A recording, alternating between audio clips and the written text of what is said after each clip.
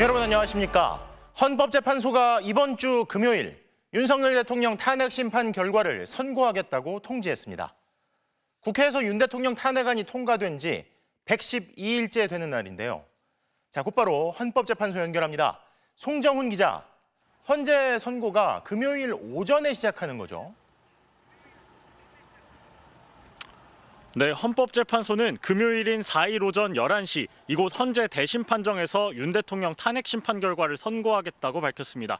헌재는 오늘 오전 국회 측과 윤 대통령 측에 먼저 선고 기일을 통지하고 약 5분 뒤인 오전 10시 41분쯤 출입기자단에 알렸습니다. 이제 4일 오전 재판관 8명 가운데 6명 이상이 탄핵이 필요하다고 판단하면 윤 대통령은 즉각 파면되고 대통령직에서 물러납니다.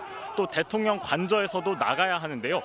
반면 탄핵 찬성 재판관이 5명 이하일 경우 윤 대통령은 즉시 직무에 복귀하게 됩니다. 국회는 윤 대통령이 위헌 위법적 비상계엄을 선포하고 국회와 중앙선관위 등의 군대를 투입했다며 탄핵안을 통과시켰죠.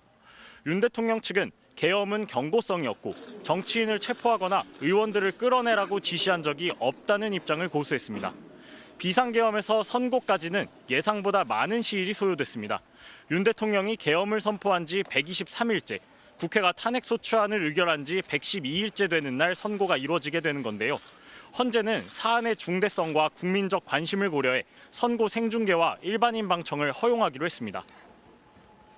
자, 그동안 수많은 시민들이 애타게 탄핵 심판 선고일을 기다려왔는데 선고일 통지하고 난 뒤에 이 헌재 분위기는 좀 감지가 됩니까? 네, 헌재 본관 건물은 출입이 철저히 통제되고 있습니다. 모든 창문에는 커튼까지 내려져 내부가 전혀 들여다보이지 않았는데요. 제가 헌재 안쪽에 있지만 탄핵 찬성을 바라는 시민들, 또 윤 대통령 지지자들의 목소리는 이곳까지 또렷이 들리고 있습니다. 삼엄한 분위기가 이어지고 있는 가운데 선고기일 공지와 동시에 재판관 신변을 보호하기 위한 조치도 강화됐습니다. 헌재는 전담 경호팀 인력을 늘리는 등 재판관 경호 강화에 나섰는데요. 특히 재판관을 포함한 직원들은 도시락을 먹거나 직원 전용 구내식당에서 식사를 해결하며 선고기일까지 보안 유지에 집중할 계획입니다. 지금까지 헌법재판소에서 전해드렸습니다. 비상계엄을 선포합니다. 가결되었음을 선포합니다. 저는 그것도 다분히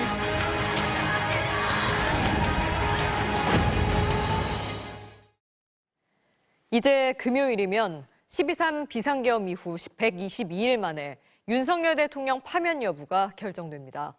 그동안 탄핵안 표결, 체포영장 집행, 그리고 탄핵 심판까지 윤 대통령에게 비상계엄의 책임을 묻는 과정은 무엇 하나 순탄치 않았는데요. 김상훈 기자가 되짚었습니다. 비상계엄을 선포합니다. 무장 병력을 태운 군 헬기가 국회 앞마당을 차지했습니다. 계엄군은 창문을 깨고 국회 본청으로 침투했습니다.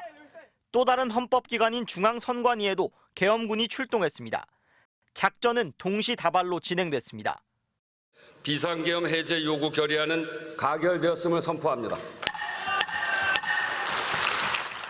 계엄 해제 요구안이 국회를 통과한 뒤에도 윤석열 대통령은 계엄 해제에 미적됐습니다.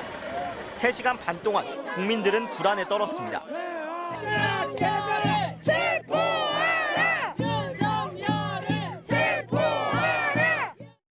헌법과 민주주의를 위협한 책임을 묻는 과정도 순탄치 않았습니다. 첫 탄핵 표결 시도는 무산됐습니다. 국민의힘 의원 대다수가 표결에 참여하지 않았습니다. 일주일 뒤 두 번째 시도 끝에 윤 대통령 직무가 정지됐습니다. 찬성 204표, 의결 정족수보다 4표 더 많았습니다. 가결되었음을 선포합니다. 탄핵 재판은 수사와 동시에 진행됐습니다. 법적, 정치적 책임 문제를 회피하지 않겠다던 윤 대통령 약속은 사라져버렸습니다. 1차 체포영장 집행은 차벽과 인간띠에 가로막혀 무산됐고 2차 집행 때 윤 대통령은 체포됐습니다. 탄핵 심판도 순조롭지 않았습니다. 헌법재판소가 보낸 서류는 18차례 반송되거나 배달되지 못했습니다. 윤 대통령 측이 이의 신청과 기피 신청을 반복하면서 법 기술로 시간을 끈다는 비판이 나왔습니다. 윤 대통령은 헌재에 모두 8차례 출석해 156분 발언했습니다. 자신에게 불리한 증언은 정치 공작으로 몰아가며 비상계엄은 경고성이었다는 논리를 펼쳤습니다. 무력으로 국민을 억압하는 계엄이 아니라 계엄의 형식을 빌린 대국민 호소입니다. 국회 측은 계엄 선포는 명백한 위헌행위라며 윤 대통령을 파면해 헌법 수호의 의지를 보여달라고 요구했습니다.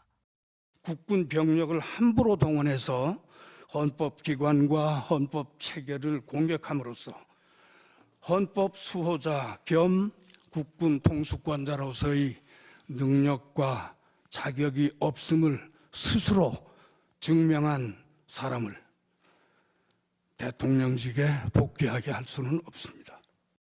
이후 윤 대통령이 법원의 구속 취소로 석방되면서 사법 정의 문제가 다시 불거졌습니다. 심우정 검찰총장이 수사팀 반발까지 꺾어가며 법원 결정에 불복 없이 그냥 윤 대통령을 풀어준 겁니다. 8명의 재판관은 이제 윤 대통령 파면 여부를 결정합니다. 대한민국은 민주주의의 복원과 퇴보에 중대한 갈림길에 서 있습니다. MBC 뉴스 김상훈입니다.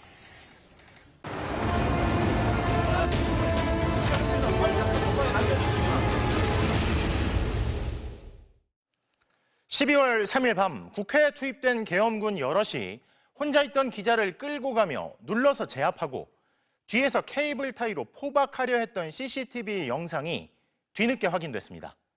케이블 타이는 사람을 묶는 용도가 아니라 국회 문을 잠그려고 준비한 것이었단 계엄군의 주장이 거짓이란 게 영상을 통해서도 드러난 겁니다. 먼저 신수아 기자가 보도합니다.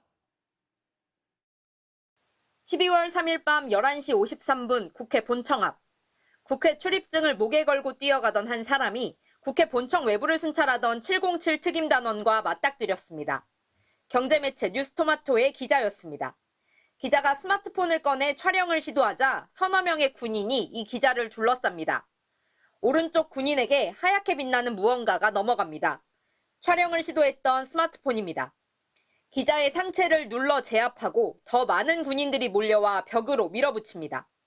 뒤에서 달려온 군인이 무언가를 꺼내 기자의 양손을 묶으려고 시도합니다.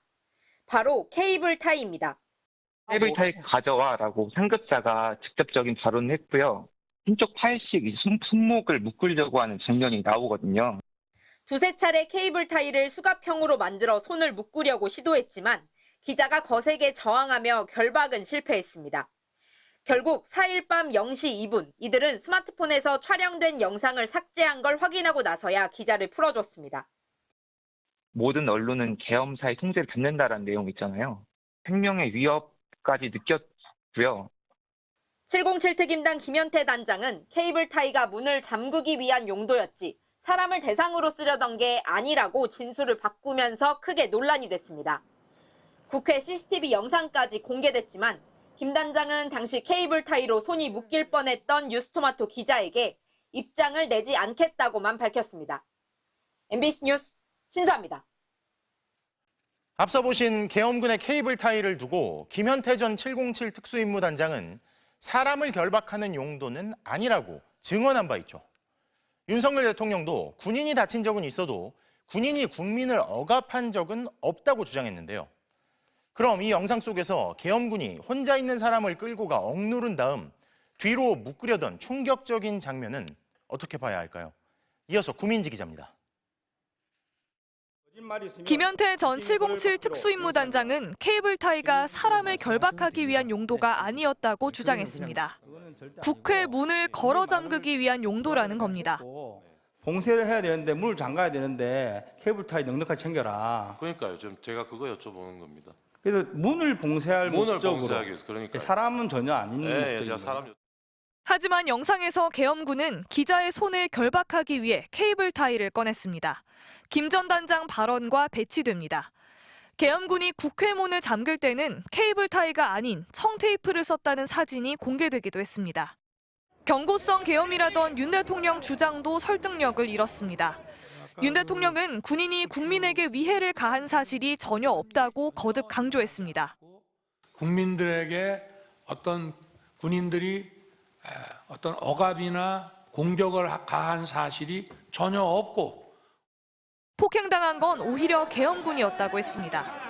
단 한 사람도 끌려 나오거나 체포된 일이 없었으며 군인이 민간인들에게 폭행당한 일은 있어도 민간인을 폭행하거나 위해를 가한 일은 한 건도 없었습니다. 하지만 영상에서 계엄군이 휴대전화를 빼앗고 벽으로 몰아세운 사람은 민간인이었습니다. 제가 저항하다 보니까 몸이 붕 뜨고 한쪽 발만 약간 딛고 있는 상황이었습니다. 그러니까 내딛고 있는 왼발을 발을 이용해가지고 거의 걷어차는 식으로. 해당 기자는 지난주 검찰에 김현태 전 707 특임단장 등을 특수폭행 등의 혐의로 고소했습니다. MBC 뉴스 구민지입니다. 비서를 성폭행한 혐의로 경찰 수사를 받던 장제원 전 국민의힘 의원이 어젯밤 숨진 채 발견됐습니다. 장 전 의원이 사망하면서 성폭행 의혹 사건은 공소권 없음으로 종결 수순을 밟게 될 것으로 보입니다. 공태현 기자가 보도합니다. 신고를 받은 경찰차가 출동합니다. 어젯밤 11시 40분쯤 서울 강동구 한 오피스텔에서 장제원 전 국민의힘 의원이 숨진 채 발견됐습니다. 시간이 11시 넘었어요. 왜 소방차 저기 서 있지? 그러고 있는데 구급차가 싹 지나가더라고요. 임시거처로 사용하던 오피스텔을 전 보좌관이 방문했다가 연락이 두절된 장 전 의원을 발견한 것으로 전해졌습니다. 경찰은 타살 등 범죄 혐의점은 없다고 밝혔습니다. 현장에서 발견된 유서엔 가족에게 미안하다는 내용 등이 담겼고 성폭행 피해자 관련 구체적인 언급은 포함되지 않은 것으로 전해졌습니다. 아니 뭐 다른 건 없습니다. 뭐 가족에 대한 미안함, 그다음에 사랑한다, 그죠? 장 전 의원은 지난 2015년 서울 강남의 한 호텔에서 자신의 비서를 성폭행한 혐의로 지난 1월 고소당해 경찰 조사를 받았습니다. 장 전 의원은 혐의를 전면 부인해왔지만 피해자 측은 호텔 내부를 찍은 동영상 등을 경찰에 증거로 제출했습니다. 장 전 의원의 사망으로 성폭행 사건은 공소권 없음으로 종결 수순을 밟게 될 것으로 보입니다. 장 전 의원은 윤석열 대통령 핵심 측근으로 이른바 친윤 실세로 불렸으며 부산 사상구에서 3선 의원을 지냈습니다. 피해자 측은 두려움에 공론화를 하지 못했지만 이후 우울증 등으로 정상적인 생활이 불가능해 9년 만에 고소를 진행했다고 밝힌 바 있습니다. 경찰은 피해자 측에도 만일의 상황에 대비해 스마트워치를 지급하고 전문기관에 심리상담을 연계하는 등 보호 조치를 진행 중이라고 밝혔습니다. MBC 뉴스 공태현입니다.